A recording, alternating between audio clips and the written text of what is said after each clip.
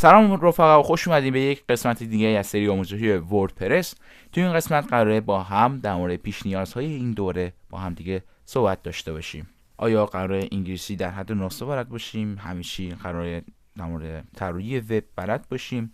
یا مثلا در مورد وب، اینترنت و بقیه چیزا قراره با هم دیگه صحبت کنیم. بریم در مورد زبان‌های طراحی سایت. HTML و CSS میتونید بلد نباشید، ولی بلد باشید بهتر دوره رو درک میکنید. مثل جاوا اسکریپت و PHP حد متوسط اصلا 30-40% بدونید کفایت میکنه. اگر هم ندونید هم مهم نیست، ولی خب بدونید بهتر دوره رو درک میکنید. و در مورد انگلیسی هم نیاز نیست، حقیقتا بلدم هستید هم خوبه واقعا انگلیسی بلد باشید، ولی بلدم نباشید اونم مهم نیست، چون نسخه فارسی هم داره وردپرس و میتونید از اون استفاده کنید.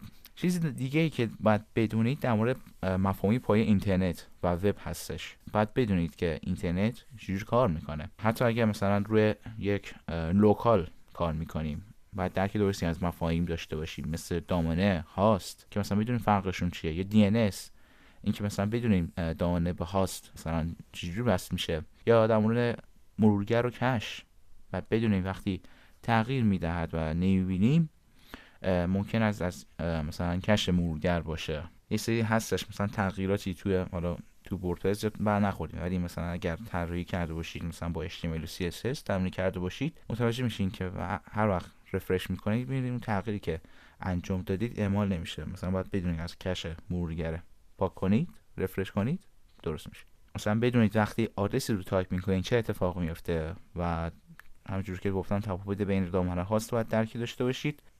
مهارت دیگه که به نظرم باید بلد باشید مهارت کار با فایل ها و کامپیوتر. شاید بدیهی به نظر برسه اما برای طراحی سایت مهمه، مثلا مدیریت فایل یا مثلا فشرده سازی و همین چنین در مورد فرمت های فایل ها، مثلا تفاوت های فایل ها بدونید فرمتش چیه کفایت میکنه. و به نظرم مهارت جستجو و حل مسئله که مهمترین مهارت یه طراح وبه، که مثلا دانشجو باید بدونه وقتی موقعی که به خطایی مواجه شد چجوری مثلا متن خطا رو در گوگل سرچ کنه تا رفع کنه و نباید بترسید و بدونید که ارور گرفتن یا دادن بخشی از کاره. اگرم این چیزایی که گفتم بلد نیستیم و حد کمی بلد هستید باز خوبه، کفایت میکنه و در طول دوره این مهارتاتون افزایش پیدا میکنه. ولی در مورد مثلا HTML CSS بلد باشید واقعا دوره رو بهتر درک میکنید و دانش کلی در مورد اینترنت و وب، مهارت جستجو و مهارت کار با کامپیوتر و فایل ها داشته باشید واقعا عالیه. و بلدم نیستید باز قابلیت این رو دارید که بیشتر یاد بگیرید.